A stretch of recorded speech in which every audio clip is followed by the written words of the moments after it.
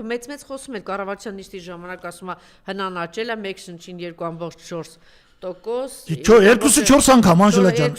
Դարել է 9.500 դոլար, այսինքն 4000 էր, դարել է 9.5. Հա։ Բայց դու ինձ հարց տու, ասա դի ճիշտ է թե չէ։ Դա եմ ասում։ Կարա այդ մարդը նստի կառավարության նիստին մի հատ ճիշտ բան ասի։ Նախ դոլարով արտահայտած հնայի այդ աճի 20%-ը կուրսի փոփոխությունն է։ 480-ից 400։ Մենք հիմա վաղը կուրսը կարանք դարձնենք շատ ռեզերվից փող ծախսենք, կուրսը դարձնենք 300, հնան մի անգամից դոլարով 25% կաճի։ Երկրորդ 17 թվականի 1 դոլարը այսօրվա 2 դոլարն է։ Դոլարն ինքը արժեզրկվում է, ամերիկացիք արժեզրկում են, դրա հաշվին ֆինանսավորում են իրենց բյուջեի դեֆիցիտը։ Այսինքն 2.4 անգամից 2 անգամը դոլարի արժեզրկումն է։ 20%-ն էլ դրամի կուրսի փոփոխությունն է։ Ստացվում է այս մարդը չի կարողացել գոնե 1 դոլարով իրականում կամ 2 դոլարով բարձրացնել 1 շնչին գնողնան։ Կա կառավարության մեջ մի հատ տնտեսագետ, լինի ֆինանսների նախարար, լինի էկոնոմիկայի նախարար, որ հելնի ասի վարչապետին, պարոն վարչապետ, սխալ եք ասում։ Ձեզ ճիշտ ինֆորմացիա չեն տալիս։ Հիմա դու ինձ հարցրու, ասա, որ այտենց աճել է 1 շնչին գնող դրանա 2 անգամ։ Այ մի հատ տենանք ըստ խմբերի, մի հատ աշխատավարձ բարձրացել է թե չէ։ Հարցրու, հիմա դու գրի չվեկալ գրի։ Մենք ունենք 4 տեսակի շահառու։ Թոշակառուներ 500,000 մարդ։ Մենք ունենք 218,000, 220,000 մարդ, որ աշխատում է բյուջետային ոլորտում, պետությունից աշխատավարձ ստանում։ Մենք ունենք 580,000 մարդ, որ մասնավոր բիզնեսում փող ստանում, եւ մենք ունենք 350,000 գյուղացի, որոնց նկատմամբ ոչ մի հաշվառում չկա։ Հիմա դրանք ինչա կատարվել 4 խմբերի հետ։ Հիմա թոշակառուն 2025 թվին թոշակը դարել է 50,000 դրամ, 49,800, հələ պակաս է 50-ից։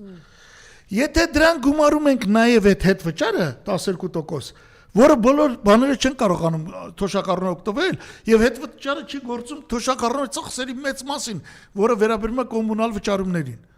Ապա այդ հետվճարը հաշվելով ամենայն պատասխան հայտարարում եմ, միջին թոշակը ստացվում է 53,000։ 17 թվին եղել է 40,700 դրամ, 41,000։ 53-ը 41-ից մեծը 25%-ով, մի քիչ պակաս։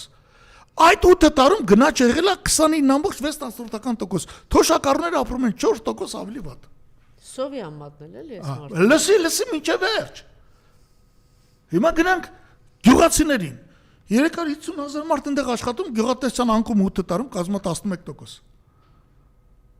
11%-ը նրանց եկամուտներն են պակասը։ Իրական։ Մինա եկե ընթացիկ բանը, հանեք գնաճ անդադ։ Հիմա գանք բանին։ Պետական հատվածին։ Ուրեմն պետական հատվածում միջին աշխատավարձը եղել է 220,000 դրամ, միջինը պետական ու մասնավորների հետ 280,000, մասնավոր հատվածում 310,000 դրամ։ Միջինը 288,000-ը 2017 թվի 166,000-ից մեծ է 70%-ով։ Սրա 30%-ը գնաճն է, մնաց տակը 40%։ Այո, այդտեղ փոքր աճ եղել է, բայց նույնպես վիճելի է, այդտեղ աճ կա թե չէ, որովհետև պետական սեկտորի աճը ստացվել է այն ահռելի պարգևատրումների ֆոնի վրա, օրինակ քննչական կոմիտեի նախագահան գրած էր, ստացել է 4 միլիոն դրամ պարգևատրում, 10,000 դոլար։ Եթե սա մենք հանում ենք, որ ամեն տարի կազմում է առնվազն 70-75 միլիարդ դրամ, ապա լսեք, ես վախենամ, որ պետական սեկտորի աշխատավարձն էլ է իջել։ Չնայած ունեցել է պետական սեկտորի աշխատողը 30%-անոց, 29.6%-անոց գնաճ։ Բնգեր ջան, բա որ դու ասում ես հնան 1 շնչին 2 անգամ ավելի այս որտե պիտի երևար։ Եվ ես կոչ պիտի անեի տնտեսագետներին, որ սրանցով զբաղված չեն, հատկապես ընդդիմության, ես պատրաստ եմ շեֆություն անել, հավաքել, ինքս գալ, բացատրել, բարձրաձայնեք սրանք, միայն այդ գորգռոցներով, այ դու, չգիտեմ, այ դու դավաճան, այ դու ես չի լինում, ես անդադ պետք է բացատրել։ Անժելա, ես չեմ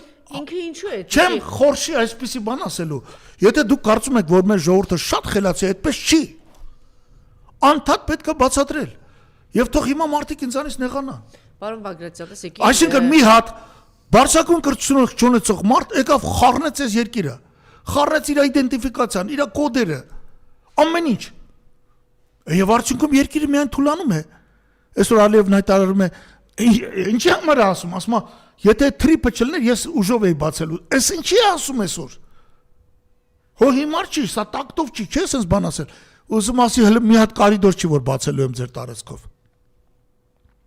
Չեն կարողանում բրցնել։ Դեսպան Էվանսի խոսքերը հիշեք, բուլդոզերով Տրամպը անցել է Հայաստանի վրայով։ Եվ դա այդպես է։ Դա այդպես է, այո։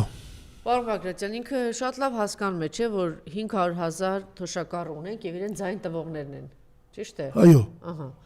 Հիմա որ ինքը այս վերաբերմունքը թոշակառուների նկատմամբ եւ դրան զուգահեռ ինքը ոստիկանական իրավական համակարգ, չգիտեմ, падգամավորներ, բյուջեի մյուս աշխատողների նկատմամբ պարգևավճարներ եւ այլն եւ այլն։ Այսինքն ինքը կոնկրետ որոշել է, որ իր հենման կետերը սա է, հա, դրա համար իրենց նայում է եւ մնացածը այսպես, հա, ձերք է։ Արա ինչի կարա հասնի մի երկիր։ Մի երկիր ինչի կարա հասնի, որտեղ ասենք պրոֆեսորը բարձրակուն կրթական համակարգում աշխատում է, լավագույն դեպքում ստանում է միջինը 400,000 դրամ էլ չի ստանում։ Իսկ ոստիկանը այն, որ սովորական ոստիկանություն անում, նրանից ավել է ստանում։ Այսինքն ինքը այդքան ինքնավստահ է իր վրա, որ հրապարակային ասում է, որ թոշակառուն մոտավորապես մտավոր հետամնաց է, 10,000 դրամ տամ, չգիտի ոնց պիտի ծախսի։ Հետո ասում է, եթե 20,000 դրամով թոշակները բարձրացնեմ, թոշակառուն միևնույն է, չի տաքանա, որտեղ ինքը 30 քանի հազարի կվառի, չգիտեմ ինչ։ Սենց էլի տահասի տեղ դրած։ Այսինքն այդքան ինքնավստահ է ինքը իրավական համակարգի վրա, որ կպահեն այդ ոստիկանները։ Այո, ինքը գիտի, որ ուժեղ իրավական համակարգ է։ Վերջերս մի այդպիսի պարետ են ասում, դրա հետ էի խոսում, ասում է, ոչ կրթություն ունեմ, ոչ մի բան, կյանքում են ինչ որ մի իշխանությունն ինձ սա տալու բանը։ Հիմա 400 քանի հազար ստանում եմ, պարգևավճարը ստանում եմ, մի հատ հարցազրույցով այդ պաշտոնին անցել եմ։ Մի հատ էլ կողքից մարդիկ ինձ հարգում են։ Այսինքն ինքը զբրոդին, կեղտին, տականքին, տգետին բերել է առաջ, չէ՞։ Տվել է այդ գումարը։ Անջելա, մի րոպե, մենք իրար հետ ենք խոսում։ Դու ասում ես զբրոդ, կեղտ, տականք։ Ես չեմ կարծում, որ այդ մարդիկ այն մարդը, որ ոչ իր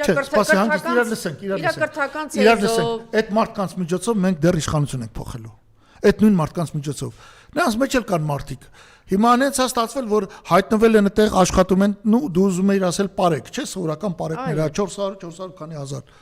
Դոնչիտ միայն դա ես ասում, բա զինվորը սպան սամանի կանգնած, եթե հիմա սամանին արդեն սպա կա կանգնած, այն ինչքան է ստանում, պարեկը ինչքան է ստանում։ Այո։ Եվ այդ գյուղերից հավաքեց, բերեց գյուղերը դատարկեց, դրլեցեց ստեղ։ Այո։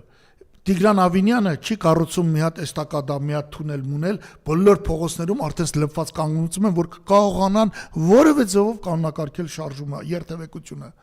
Ոչինչ չի արվում։ Կառուցվում է միայն բնակելի շենք, որը կարելի է ծախել, վաճառել բնակարանը։ Կամուրջը չես կարող ծախել։ Ասա է տեղի ունենում։ Շատ լավ, անցնենք այլ թեմաների։ Նոր թոշակառուների հետ կապված ինչ պետք էր ասեցիք, այդ շուտ բան չունեք ավելացնելու։ Այս իր վերաբերմունքը, որ չեք կարող 20,000-ը բան։ Չգիտեմ, լկտիացել է թե թոշակառուն պիտի հասկանա, չէ լկտիացել է։ Ինքը ասում է, դրանով ուզում է ցույց տա, իմ կարծիքով, որ թոշակառուն ես ձերնիսկի կախվածել չեմ։ Իմ լինել չնել է ձեզնից կախված չի, դրա համար տենց ախնախապում է իրանց, ասում է փողը տանք չեք կարա ծախսեք։ Ինչ է տեղի ունենում։ Մեկը ես թոշակառու եմ, հասկանում եք։ Ըստ որ իմ թոշակներ չեն տալիս։ Այս ուրիշ թոշակ են տալիս, դատարանով կրվել են, մրվել են, չեն էլ տալիս այդ թոշակը, մեկ այդ թոշակը կոպեկ առ կոպեկ կտան, կոպեկ առ կոպեկ, բայց դա չի խնդիրը։ Այսինքն ես փողը ծախսել չգիտեմ, հա։ Իսկ ասենք Փաշյան Նիկոլը Ենոքավան գյուղում սովորել է ոնց պետքա ծախսի փողը։